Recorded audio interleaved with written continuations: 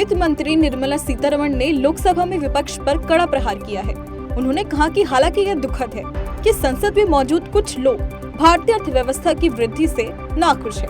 भारत की अर्थव्यवस्था सबसे तेजी से बढ़ने वाली अर्थव्यवस्था है, पर विपक्ष को इससे दिक्कत है। निर्मला सीतारमण ने नाराजगी जाहिर करते हुए कहा कि देश के हर व्यक्ति को भारत के विकास पर गर्व होना चाहिए, पर कुछ लोग इसे मजाक समझ रहे हैं।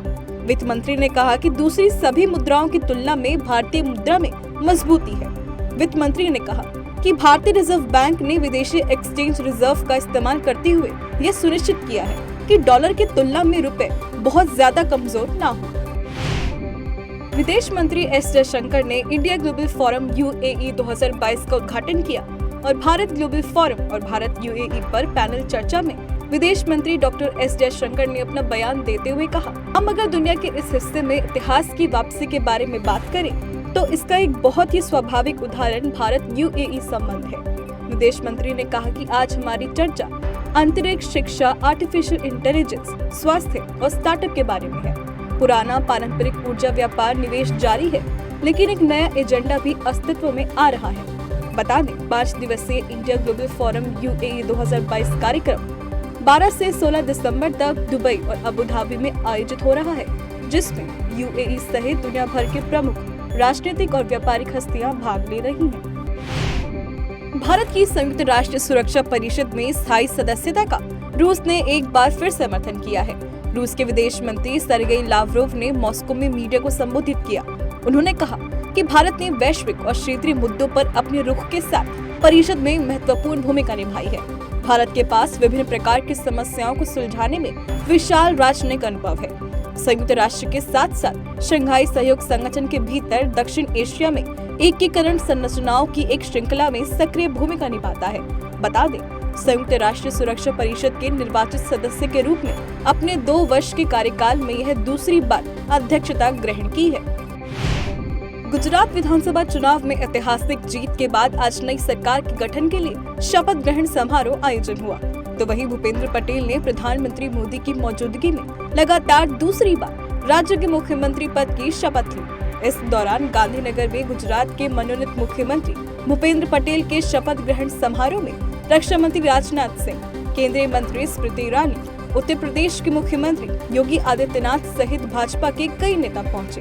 बता दें कि इस बार के गुजरात विधानसभा चुनाव में बीजेपी ने ऐतिहासिक जीत दर्ज करते हुए 182 में से 156 सीटों पर जीत दर्ज की है। संयुक्त राष्ट्र सुरक्षा परिषद में भारत ने पाकिस्तान व उसके दोस्त चीन पर अप्रत्यक्ष निशाना साधते हुए कहा कि आतंकवादियों को राजनीतिक सुविधा के आधार पर बुरे या अच्छे के तौर पर वर्गीकृत करने का युग तत्काल खत्म होना चाहिए। संयुक्त राष्ट्र में भारत की स्थायी प्रतिनिधि रुचिरा कंबोज ने एक संकल्पना पत्र जारी करते हुए कहा कि आतंकवादी कृत्यों को धार्मिक या वैचारिक रूप में वर्गीकृत करने से आतंकवाद से लड़ने की साझा वैश्विक प्रतिबद्धता कम हो जाएगी। साथ ही उन्होंने महासचिव एंटोनियो गुटेरेस को एक पत्र लिखकर कहा कि इस विषय पर चर्चा के लिए एक संकल्पना पत्र सुरक्षा परिषद के दस्तावेज के रूप में प्रसारित किया जाए। बता दें कि संयुक्त राष्ट्र की 15 सदस्यीय सुरक्षा परिषद के मौजूदा अध्यक्ष के तौर पर भारत बहुपक्षवाद में सुधार और आतंकवाद से निपटने के उपायों पर 14 और 15 दिसंबर को 2 अहम कार्यक्रम आयोजित करेगा, जिसकी अध्यक्षता विदेश मंत्री एस जयशंकर करेंगे। दिल्ली के उप मुख्यमंत्री मनीष सिसोदिया को सुप्रीम कोर्ट से तगड़ा झटका लगा है। सुप्रीम कोर्ट ने असम के मुख्यमंत्री हेमंत बिस्वा शर्मा की तरफ से दाखिल मानहानि का मुकदमा रद्द करने से मना कर दिया है। जस्टिस संजय किशन कौल और अभय एस ओका ने सिसोदिया के वकील अभिषेक मनु सिंघवी की इस दलील को नामंजूर कर दिया है। बता दें कि सिसोदिया ने बिस्वा की पत्नी द्वारा PPE किट की खरीद में अनियमितता का आरोप लगाया था। भारतीय नौसेना ने अब महिलाओं को भी अपनी स्पेशल फोर्स में शामिल करने का फैसला किया है। हिंदुस्तान टाइम्स की खबर के अनुसार नौसेना के इस कदम के बाद महिलाओं को तीनों डिफेंस सर्विसेज में पहली बार कमांडो के रूप में सेवा करने की अनुमति मिलेगी। एक अधिकारी द्वारा दी गई जानकारी के अनुसार स्वेच्छा से मॉर्कोस बनने का विकल्प महिला अधिकारियों और नाविकों दोनों के लिए खुला होगा, जो अगले साल अग्निवीर के रूप में फोर्स में शामिल होंगी। पश्चिमी देशों द्वारा तय की गई रूसी कच्चे तेल की कीमतों की सीमा से निपटने के लिए रूस ने भारत को मदद की पेश की है। रूस के उप प्रधानमंत्री अलेक्जेंडर रोवाक ने यूरोपीय संघ व ब्रिटेन में बीमा सेवाओं और टैंकरों को भाड़े पर लेने के लिए निर्भर नहीं रहने के लिए भारत को ज्यादा क्षमता वाले जहाजों को पट्टे पर देने और उनके निर्माण में सहयोग की पेशकश की है। ईरान ने सुरक्षा बलों के 2 सदस्यों की हत्या के दोषी ठहराए गए एक व्यक्ति को सोमवार को सार्वजनिक तौर पर फांसी दे दी है। यह एक हफ्ते से भी कम समय में सरकार विरोधी प्रदर्शनों में शामिल दूसरे व्यक्ति की फांसी है। यह जानकारी मिजान समाचार एजेंसी द्वारा दी गई है। वहीं सरकार के इस कदम की काफी आलोचना हो रही है। बता दें, हिजाब पहनने के खिलाफ 22 वर्षीय कुर्द ईरानी महिला महसा अमीनी की पुलिस हिरासत में मौत के बाद राष्ट्रव्यापी विरोध प्रदर्शन शुरू हो गया है। जम्मू कश्मीर में सुरक्षा कड़ी होने से आतंकवाद लगभग खत्म हो गया है, जिसकी जानकारी पुलिस महानिदेशक दिलबाग सिंह द्वारा दी गई है। उन्होंने कहा कि पाकिस्तान आए दिन शांति भंग करने की नापाक साजिशें रच रहा है। जम्मू संभाग के एक जिले में ही 3 से 4 आतंकी सक्रिय हैं, बाकी 9 जिलों से आतंकवाद मुक्त है। डीजीपी ने कहा कि 2022 सुरक्षा एजेंसियों के लिए सबसे सफल वर्ष साबित हुआ है। आतंकवाद के खिलाफ लड़ाई जारी है। हम युवाओं की काउंसलिंग भी कर रहे हैं। उन्होंने कहा कि सुरक्षा बल आतंकवाद से निपटने में सामर्थ्य है और सब मिलकर इनके इरादों को विफल कर रहे हैं।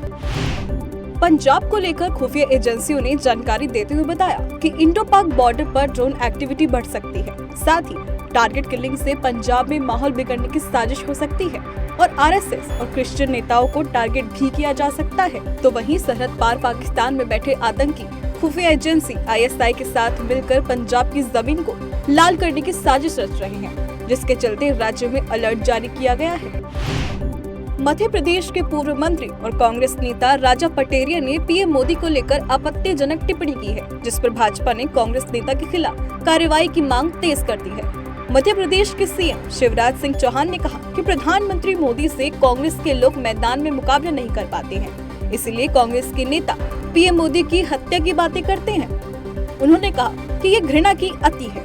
कांग्रेस के असली भाव अब प्रकट हो रहे हैं। साथ ही एमपी के गृह मंत्री नरोत्तम मिश्रा ने राजा पटेरिया के खिलाफ एफआईआर दर्ज करने का निर्देश भी जारी किया है। महाराष्ट्र में मुंबई पुलिस ने 1992 के दंगों के एक मामले में वांटेड चल रहे आरोपी को गिरफ्तार किया है। जानकारी के अनुसार तबरेज खान नाम का यह आरोपी पिछले 18 वर्ष से फरार चल रहा था। पुलिस से मिली जानकारी के अनुसार आरोपी को मुंबई के गोरेगांव इलाके से गिरफ्तार किया गया। बता दें कि आरोपी को 2004 में अदालत ने भगौड़ा घोषित किया था। भारत आर्थिक तौर पर सुपर पावर बनने के पायदान पर खड़ा है। वैश्विक निवेशकों के अनुसार देश में तेजी से बढ़ रहा स्टार्टअप इकोसिस्टम इसका प्रमुख कारण है। अमेरिकी venture capital investor Whedon research के रिसर्च के अनुसार वर्ष 2025 तक देश में स्टार्टअप की संख्या बढ़कर 1.5 लाख पार हो जाएगी। ये सारे स्टार्टअप देश के युवाओं के लिए 32 लाख नए रोजगार के अवसर पैदा करेंगे। इतना ही नहीं, इनका सामूहिक मूल्य वर्ष 2025 तक बढ़कर 500 अरब डॉलर तक पहुंच जाएगा। भारत की कर प्रणाली में सुधार के धरातल पर बड़ा परिवर्तन दिखाई दे रहा है। सोमवार को भारत को वित्त मंत्रालय द्वारा दी गई जानकारी के अनुसार देश के प्रत्यक्ष कर संग्रह में पिछले वर्ष के मुकाबले 24% का उछाल आया है। इस वित्त वर्ष की अप्रैल-नवंबर छमाही में कुल 8.77 लाख करोड़ रुपए का कर संग्रह हुआ है। वित्त वर्ष 2022 से 23 के लिए अनुमानित कुल प्रत्यक्ष कर संग्रह का लगभग 62% कलेक्शन पहली छमाही में ही हो गया है। भारत और ऑस्ट्रेलिया महिला क्रिकेट की वनडे सीरीज ने रोमांचक मोड़ लिया। डीवाई पाटिल स्टेडियम में खेले गए सीरीज के दूसरे मैच में भारत ने ऑस्ट्रेलिया को 4 रन से हराकर सीरीज में 1-1 से बराबरी की है। सुपर ओवर में हुए मैच के निर्णय में जहां भारत ने 20 रन बनाए, ऑस्ट्रेलिया की बल्लेबाजी 16 रन पर ही रुक गई। भारत ने 5 विकेट के नुकसान पर 187 रन का लक्ष्य ऑस्ट्रेलिया के सामने रखा था, जिसमें स्मृति मंधाना की 49 गेंदों में 79 रन की पारी में टीम को जिताने में प्रमुख भूमिका निभाई।